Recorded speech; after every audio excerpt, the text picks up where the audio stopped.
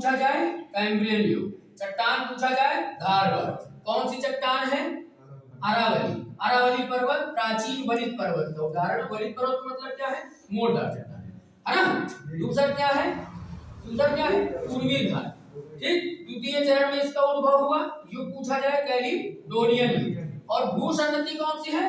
कुरप्पा। ये कटा हुआ क्यों है? क्योंकि नदियां, कौन कौन सी नदियां? नर्मदा महानदी है, गोदावरी है, कृष्णा है, कावेरी। तृतीय चरण में क्या हुआ?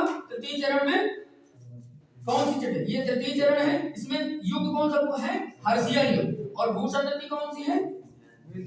विंध्यन भूसंतति। ठीक। इसमें कौन कौन से पर्वतों का निर्माण हुआ है? एक तो विंध्याचल और दूसरा सतपुड़ा।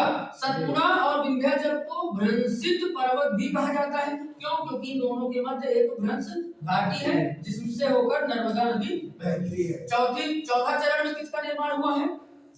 बृहद हिमालय, मध्य हिमालय, शिवालिक हिमालय। इसी को संयुक्त रूप से क्या बोलोगे? हिमालय। हिमालय का अगर पूछा जाए कि किस क्रम में इसका उद्भव हुआ है? अल्पाइन क्रम, है ना। और भूसंतति पूछा जाए तो 33 भूसंतति। चरण कौन सा होगा? चौथा चरण। ठीक। और सबसे नवीन वलित पर्वत का उदाहरण ये हो जाएगा। और इसी चरण में इसका भी निर्माण हुआ है, क्योंकि ये जो कौन कौन सी प्लेटें टकरा रही थी? यहाँ कौन सी प्लेट है? तिब्बत प्लेट। यहाँ तिब्बत प्लेट है और ये भारतीय प्लेट, दोनों टकरा रही थी। इसी के कारण इसका धसाव जो है समुद्र में हो गया। तो ये पर्वत ना होकर क्या हो जाएगा? कगार। और किसका होगा ये?